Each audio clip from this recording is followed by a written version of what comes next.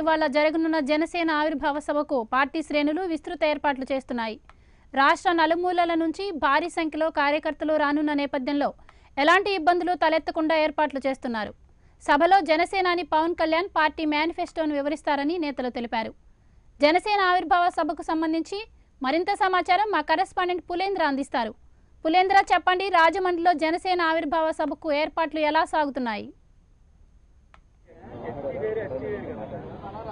గోవర్ధన జనసేన అధినేత ఈరోజు అత్యంత ప్రతిష్టాత్మకంగా నిర్వహిస్తున్నటువంటి జనసేన ఆవిర్భావ సభకు ఈరోజు సాయంత్రం 4 గంటల ప్రాంతంలో రాబోతున్నారు. దీనికి సంబంధించిన ఏర్పాట్లన్నీ కూడా చురుగ్గా సాగుతున్నాయి. మొత్తానికి మరికొద్ది సేపట్లో ప్రముఖ నాయకులంతా కూడా జనసేన ఆవిర్భావ సభకి ప్రాంగణానికి చేరుకోబోతున్నారు. మనం చూస్తా ఉన్నాం, ఇప్పటికే దాదాపు ప్రాంగణం అంతా కూడా కుర్చీలతో అంతా జెండాలతో మొత్తం అంతా కూడా అందంగా తయారైపోయింది. ఇప్పుడు మనం చూస్తా ఉన్నాం, మొత్తానికి దాదాపు 1,00,000 నుంచి 2 లక్షల వరకు కూడా అభిమానులు ఈ కార్యక్రమాన్ని తరలిరాబోతున్నారు మనం చూస్తా ఉన్నాం.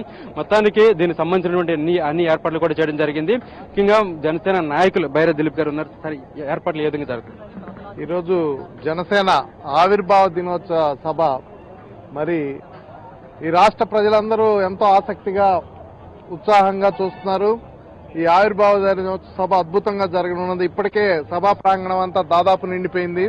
మరి సాయంత్రం సభ అంటే ప్రజలు ఇప్పటికే ఈ గ్రౌండ్ అంతా నిండిపోయిన పరిస్థితి చూడండి. మీరు రాజమండ్రి పురవీధులన్నీ మహిళలతో, యువకులతో, రైతులతో నిండిపోయి ఒక పండగ వాతావరణం, ఒక ఉత్సవంలాగా మా నాయకుడు జనసేనాని పవన్ కళ్యాణ్ గారికి నీరాజనాలు పలుకుతూ ఘనస్వాగతం పలకడానికి రాజమండ్రి సిద్ధమైంది.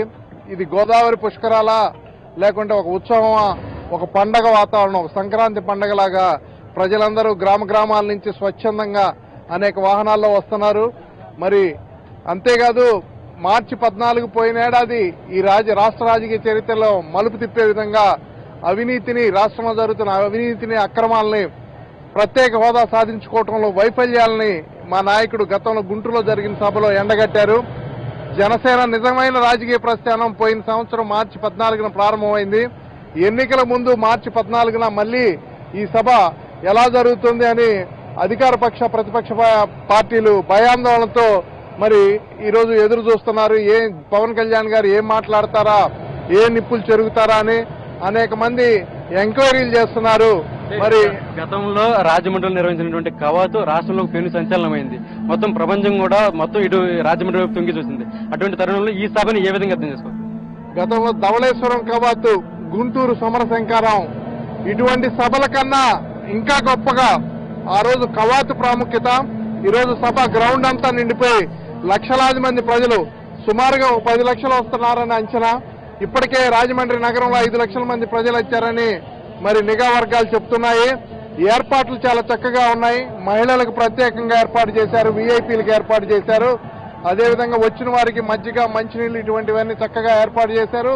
రాజమండ్రి నగరం అంతా అలంకరించారు, స్క్రీన్లు పెట్టారు. రాజమండ్రి నగరం అంతా చూడటానికి ప్రజలు, ఎందుకంటే అందరూ గ్రౌండ్ లోకి రాలేకపోవచ్చు, అందుకని నగరం అంతా స్క్రీన్లు ఏర్పాటు చేశారు. మంచి సౌండ్ సిస్టమ్ ఉంది. ఈ సభ రాష్ట్ర రాజకీయ చరిత్రని ఒక మలుపు తిప్పబోయే సభ. మరి మేనిఫెస్టోల అంశాలు, రాబోయే ఎన్నికల్లో మరి ప్రజలు ఆలోచించవలసిన అంశాల గురించి మా నాయకుడు పవన్ కళ్యాణ్ గారు మరి నిక్కచ్చిగా ఈరోజు స్పష్టంగా మాట్లాడి ప్రజల్ని చైతన్యవంతం చేసి జనసేన ఈ రాష్ట్రానికి ఎందుకు అవసరం, ఒక చారిత్రక అవసరం జనసేన అని అందరూ అభిప్రాయపడుతున్నారు. దాని ఆవశ్యకతని కూడా ఈరోజు వివరిస్తారు. అనేక సమస్యల్ని, సామాజిక, రాజకీయ, ఆర్థిక అంశాలని పవన్ కళ్యాణ్ గారు ప్రస్తావిస్తారు. ఈ రాష్ట్రంలో మరి అభివృద్ధి అవకాశాలు కొద్ది మందికి మాత్రమే ఇన్నాళ్లు పరిమితం అయిపోయి రాష్ట్రం ఏర్పడి ఇన్నాళ్లైనా కూడా మరి అభివృద్ధి కేవలం కొన్ని వర్గాలకే పరిమితం అయిపోయింది. అవకాశాలు కొన్ని వర్గాలకు మాత్రమే పరిమితం అయిపోయింది. ఒక కొత్త రాజకీయ నాయకత్వం రావాల్సిన అవసరం ఈ రోజు రాష్ట్రానికి ఉంది. ఇవన్నీ వివరిస్తారు. అంతేకాక ఈ రాష్ట్రంలో జరుగుతున్న అవినీతి, అక్రమాలను ఎండగడతారు ఖచ్చితంగా. మరి జనసేన యొక్క లక్ష్యం ఏంటి, దిశ నిర్దేశం చేస్తారని తెలియజేసుకుంటున్నాను. ముఖ్యంగా పాలనలో మార్పు రావాలి, నాయకత్వంలో కూడా మార్పు రావాలని చెప్పి పవన్ కళ్యాణ్ మొదటి నుంచి చెప్తున్నారు. అందులో భాగంగానే ఎక్కువ శాతం నిన్న రిలీజ్ చేసినటువంటి సీట్లలో ఎక్కువ శాతం 8 మందికి కొత్త వారికి అవకాశం ఇచ్చారు. అదేవిధంగా మహిళలకు 3 అవకాశం ఇచ్చారు. దీని ఏ విధంగా అర్థం చేసుకోవాలి? నిన్న రిలీజ్ చేసిన 32 అసెంబ్లీలు మరియు మరి 4 పార్లమెంట్లో మీరు గమనించాల్సింది మొట్టమొదటిసారిగా దళితులకి ఒక ఎంపీ టికెట్, అదేవిధంగా గుంటూరు జిల్లాలో రావెల కిషోర్ గారు, అదేవిధంగా మరి వేమూరుకు కూడా మరి దళితులకు అవకాశం ఇప్పించారు. రాష్ట్ర చరిత్రలో పల్నాడులో మొట్టమొదటిగా ఒక ముస్లింలకి అవకాశం కల్పించారు, జిలానీ గారికి అవకాశం కల్పించారు. అంటే ఈ రాష్ట్రంలో వెనకబడిన వర్గాలు, ఇప్పుడు మాదిగ వర్గ సోదరులు, అదేవిధంగా అవమానాలకు గురవుతున్న వర్గాలు దళితులు, అదేవిధంగా ఈ రాష్ట్రంలో ఓట్ బ్యాంకుగా వాడుకుంటున్నారు తప్ప వాళ్ళ రాజకీయ నాయకత్వం తీసుకురాని వర్గాలకి ముస్లిం సోదరులను ఓట్ బ్యాంకులుగా వాడుకున్న మరి దానికి విరుద్ధంగా మొట్టమొదటిసారి పల్నాడు చరిత్రలో మరి మంచి నాయకుడికి ఇక్కడ ఇచ్చారు. ఇట్లా ఒక కొత్త తరం నిన్న ఇచ్చిన సీట్లు చూసి అందరూ బెంబేలెత్తిపోతున్నారు. అన్ని వర్గాలకి ప్రాతినిధ్యం కల్పించారు. మరి రాష్ట్రంలో కొత్త నాయకత్వం రాబోతుందనే దానికి సంకేతం. ఈ రాష్ట్రం మరి ఒక కొత్త దిశగా పరుగులెత్తడానికి ఈ రోజు ప్రస్థానం ప్రారంభించబోతుంది అని తెలియజేస్తుంది. సార్ మీరు ఎక్కడి నుంచి వచ్చారు చెప్పండి, ఎలా ఉండబోతుందని చెప్పి అనుకుంటారు? ఈ సభకి పవన్ కళ్యాణ్ గారు ప్రత్యేకంగా శ్రద్ధ తీసుకుని ఏర్పాట్లు బాగా చేయించారు. ఇక్కడ ఉన్న జనసేన నాయకులందరితో మాట్లాడి వచ్చిన వారందరికీ వాటర్ ఫెసిలిటీ కానీ, ఎండ అధికంగా ఉంది కాబట్టి వారికి మజ్జిగ ఏర్పాటు కూడా చేయటం, అదేవిధంగా పులిహోర ప్యాకెట్లు కానీ, ఈ గ్రౌండ్లోకి ఎంటర్ అయిపోయిన తర్వాత వారికి ఈ ఎండ బారిన పడి ఎటువంటి ఇబ్బంది కలగకూడదు ఓఆర్ఎస్ జ్యూస్ ప్యాకెట్లు, బటర్ మిల్క్, అన్ని రకాల ఫుడ్ చాలా కౌంటర్స్ పెట్టి అందరికీ అన్ని విధాలు ఏర్పాటు చేయడం, ముఖ్యంగా మహిళలకు ప్రత్యేకంగా ఏర్పాటు చేయడం జరిగింది. సుమారు 5 లక్షల మంది ఈ సభకి విచ్చేసే అవకాశం ముందుగా కనిపిస్తా ఉంది. మీరు ఎక్కడి నుంచి వచ్చారు, ఏ విధంగా ఉండబోతుంది అనుకున్నారు? చిత్తూరు జిల్లా సత్రంపల్లి నుంచి వచ్చాం. నా పేరు తాళ్ళూరు మోహన్ బాబు. ఈ రోజున 5వ ఆవిర్భావ సభకి రాజమండ్రిలో ఎటు చూసినా సరే సముద్రంతో నిండిపోయింది. మరి గోదావరి పరవళ్ళు తొక్కుతున్నప్పుడు ఏ విధంగా ఉంటుందో ఆ విధంగా జనసాంద్రం అయిపోయింది. మరి రాజమండ్రిలో ఒక పండగ వాతావరణం అవబడుతుంది. సంక్రాంతి, క్రిస్మస్, రంజాన్ కనుక ఒకేసారి వస్తే ఏ విధంగా ఉంటుందో అంతకన్నా ఎక్కువ జనంతో మరి రాజమండ్రి ప్రజలు ఇంతమంది జనాన్ని కూడా చూసుంటారు. మరి అదేవిధంగా మార్పు కోసం పెట్టిన పార్టీ మన జనసేన పార్టీ. ఈ రోజున కుల మతాలకి అతీతంగా పెట్టారు అనే దానికి నిదర్శనంగానే నిన్న విడుదల చేసిన 32 మంది అభ్యర్థుల్లో ప్రతి కులం నుంచి కూడా తీసుకోవడం జరిగింది. మరి ఇతర పార్టీలను చూసుకుంటే ఒక సామాజిక వర్గానికి చెందిన వారికి ఎక్కువ సీట్లు ఇవ్వడం చూస్తానే ఉన్నాం. మార్పు అనేది ఖచ్చితంగా మొదలైంది. ప్రతి ఒక్కళ్ళు కూడా ఈ రోజున పవన్ కళ్యాణ్ గారు ఎప్పుడెప్పుడు ముఖ్యమంత్రి అవుతారా అని చూస్తున్నారు. ఈ రోజున పవన్ కళ్యాణ్ గారు మేనిఫెస్టో గురించి కూడా చెప్తారని చెప్పి అందరూ చాలా ఆశగా ఎదురు చూస్తున్నారు. చెప్పినప్పుడు పవన్ కళ్యాణ్ గారు ఇది ఎన్నికల సంకారంగా పూరించబోతున్నారు. ఇది రానున్న రోజుల్లో ఏ విధంగా ఉండబోతుంది? ఖచ్చితంగానండి. ఎందుకంటే 2018లోనే మేము దండయాత్ర స్టార్ట్ చేశామన్నమాట. దాదాపు 4.5 సంవత్సరాలు బీజేపీ ప్రభుత్వానికి ఈ టీడీపీ ప్రభుత్వం అంటగాగి ఈ రోజు నాటకాలు వేస్తారనమాట, బీజేపీ కానీ లేకపోతే టీడీపీ కానీ. ఇది ఖచ్చితంగా 2018 మార్చి 14లో ఏ విధమైతే మేము చెక్ పెట్టామో ఇది టీడీపీకి, అదే విధంగా అంటే అది స్టార్ట్ అయిందనమాట. ఆ యొక్క ఏది మన టీడీపీ యొక్క పతనం ఆ రోజునే మేము స్టార్ట్ చేశాము. అదే ఈ 2019 ఈ మార్చి 14 అనేది నవశకానికి మా పవన్ రావాలి, పాలన మారాలి అనే దానికి ఖచ్చితంగా నాంది పలికిద్ది. మీరు గమనించే ఉంటారు, దాదాపు 114 మేజర్ వచ్చేసి సమస్యలను పరిష్కరించడం. ఉద్దానం ప్రపంచంలో ఇట్లాంటి సమస్యని పరిష్కరించిన ఏకైక వ్యక్తి పవన్ కళ్యాణ్ గారే. కాబట్టి ఏంటంటే ఇలాంటి సమస్యలు అంటే మేము పాలనకు రాకముందే ఎన్నో రకమైన సమస్యలను పరిష్కరించామన్నమాట. పరిపాలన వస్తే ఖచ్చితంగా సమస్యలు అనేది లేకుండా చేస్తామని చెప్పేసి, అదే కాకుండా నిరుద్యోగ భర్తీ కాదు, ఉద్యోగ భర్తీ ఖచ్చితంగా చేస్తామని చెప్పేసి మేము విధంగా తెలియజేస్తున్నాము. దానికి రాజమండ్రి కవాతు అనేది ఒక సంచలనం. ఇప్పుడు ఈ మళ్ళీ రాజమండ్రిలోనే ఈ సభ ఏర్పాటు చేయడం జరిగింది. దీన్ని ఈ గోదావరి జిల్లాలో ఒక పెను సంచలనం అనుకోవచ్చు. సార్, రాజమహేంద్రవరంలో ఎప్పుడు మా నాయకుడు తలపెట్టినా అది నా భూతో నా భవిష్యత్తు అని ఉంటుంది కాబట్టి తెలియజేస్తున్నాం. ముఖ్యంగా 5వ ఆవిర్భావ దినోత్సవం ప్రైమ్ 9 న్యూస్ ద్వారా ప్రతి జనసేన నాయకుడికి, ప్రతి జన సైనికుడికి పేరు పేరున తెలియజేస్తున్నాం. సమయం లేదు సార్, 25 రోజులు. ప్రతి నాయకుడిని మేము ఒక్కటే చెప్తున్నాను, ప్రతి నాయకులకు పిలుపు, స్పీచ్లు స్లాగులు వద్దు. మనకు జనసేన గాజు గ్లాసుకు ఓటు పడాలి లేదా మన వేలు తెగిపడాలి అనేంతగా ప్రతి సైనికులు సిద్ధమవుతున్నాం. Thank you sir. మొత్తానికి ఇప్పటి వరకు కూడా మనం చూస్తున్నాం, దాదాపు ఏర్పాట్లు అన్ని కూడా పూర్తయ్యాయి. దాదాపు రాష్ట్రంలోని ప్రముఖ నాయకులంతా కూడా ఈ సభా ప్రాంగణాన్ని చేరుకోవడం జరుగుతుంది. మనం చూస్తా ఉన్నాం. ఇప్పటికే వేలాదిగా సభ ప్రాంగణానికి చేరుకున్న పరిస్థితి. రాష్ట్రం నలుమూల నుంచి అంత కార్యకర్తలు అంతా కూడా ఈ కార్యక్రమానికి హాజరు కాబోతున్నారు. అదేవిధంగా ప్రముఖ నాయకులు, జనసేన పార్టీ ప్రముఖ నాయకులు అంతా కూడా ఒక్కొక్కరు కూడా ఈ సభ ప్రాంగణానికి చేరుకోబోతున్నారు. అదేవిధంగా ఇక్కడ ఉన్న ఏర్పాట్లు అన్ని కూడా దగ్గరుండి పర్యవేక్షిస్తూ ఉన్నారు. మొత్తానికి మనం చూస్తా ఉన్నాం, ఈ రోజు మధ్యాహ్నం 3:30 గంటల ప్రాంతంలో ఈ కార్యక్రమం ప్రారంభం కాబోతుంది. దీనికి 4 గంటల ప్రాంతంలో పవన్ కళ్యాణ్ జరగబోతున్నారు. ముఖ్యంగా రాజమండ్రి నుంచి, విజయవాడ నుంచి రాజమండ్రి ప్రత్యేక హెలికాప్టర్లో రాబోతున్నారు. సార్ ఈ రోజు సభ ఏ విధంగా ఉండబోతుంది? ఈరోజు సభ ఇప్పటికే బయట నుంచి వచ్చి సభ 10 రెట్లకు సరిపడా జనం ఇప్పటికే రాజమండ్రి టౌన్లో తిరుగుతున్నారు. మనం లోనికి ఎలవ చేసిన వెంటనే వాళ్ళు వచ్చేసి ఇలాంటి సభలు, ఇలాంటి స్థలాలు ఇంకొక 10 అయినా సరిపోవన్నట్లుగా గురువుకు జన సైనికులు అందరూ రావడానికి సిద్ధంగా ఉన్నారు. మరి ఇలాంటి ఈ సభ, ముఖ్యంగా ఈ ఆవిర్భావ సభ మన జనసేన పుట్టినప్పటి నుంచి ఉన్న సభల కంటే ఈ సభలో అత్యంత ప్రాముఖ్యత సంతరించుకుంది. ఈ సభలో అనేక అంశాల మీద పవన్ కళ్యాణ్ గారు మాట్లాడతారు. అదే రకంగా ఈ సభ ముఖ్య ఉద్దేశం ఎన్నికలను ఉద్దేశించి, అదే రకంగా మేనిఫెస్టోను ఉద్దేశించి, జన సైనికులను ఉద్దేశించి అన్ని రకాలుగానే పవన్ కళ్యాణ్ గారు ఉపయోగిస్తారు. ఈ సభ వల్ల ఇదే ఎన్నికల సభగా దీన్ని మనం చెప్పవచ్చు.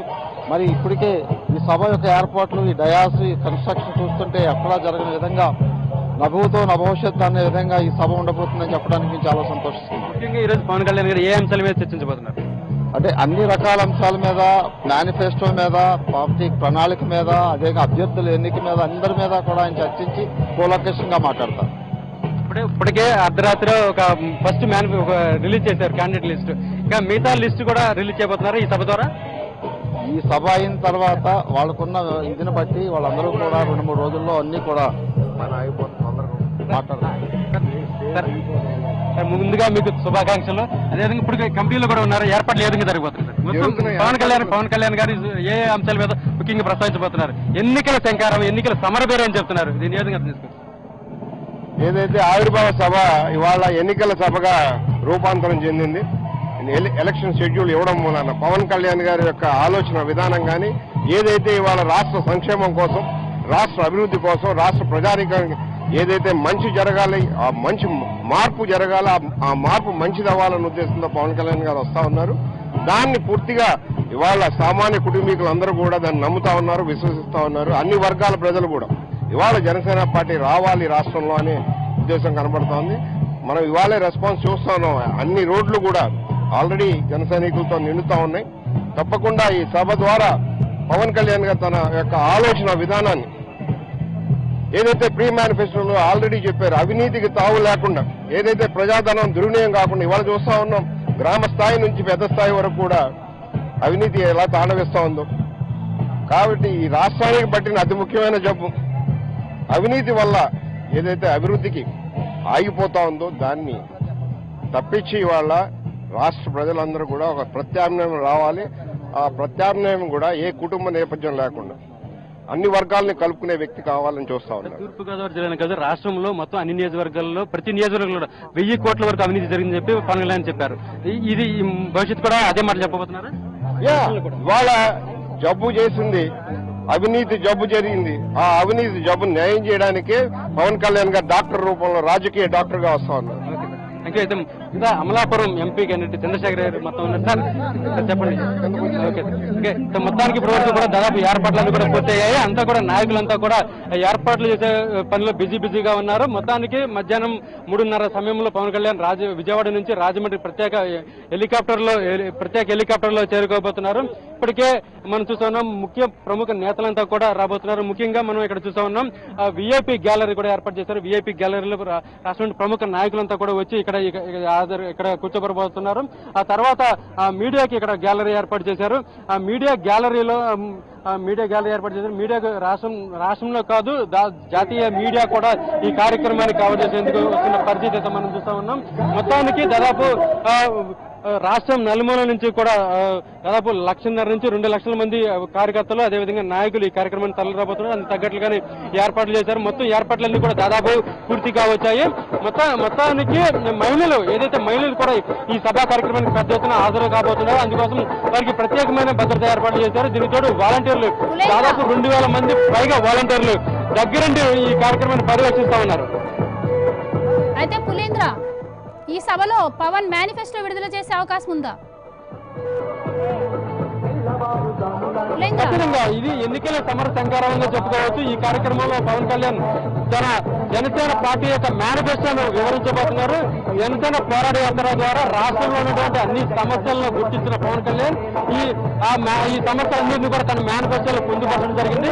ఈ మేనిఫెస్టోను ఈ రోజు జరగబోయేటువంటి రాజమండ్రి ఆవిర్భావ సభలో ఈ పవన్ కళ్యాణ్ ప్రసంగించబోతున్నారు. తన మేనిఫెస్టోను ప్రజలు ఏ విధంగా ఉండబోతున్నది ఇప్పటికే ప్రీ మేనిఫెస్టో ద్వారా వివరించడం జరిగింది. పూర్తి మేనిఫెస్టోను ఈ రోజు పవన్ కళ్యాణ్ ఈ సభ ప్రాంగణం ద్వారానే ప్రజలకు వివరించబోతున్నారు. గౌరవ అయితే పులేంద్ర పార్టీని స్థాపించి 5 సంవత్సరాలు అవ్వడం, ఇంకా ఎలక్షన్ దగ్గర పడుతుండటం,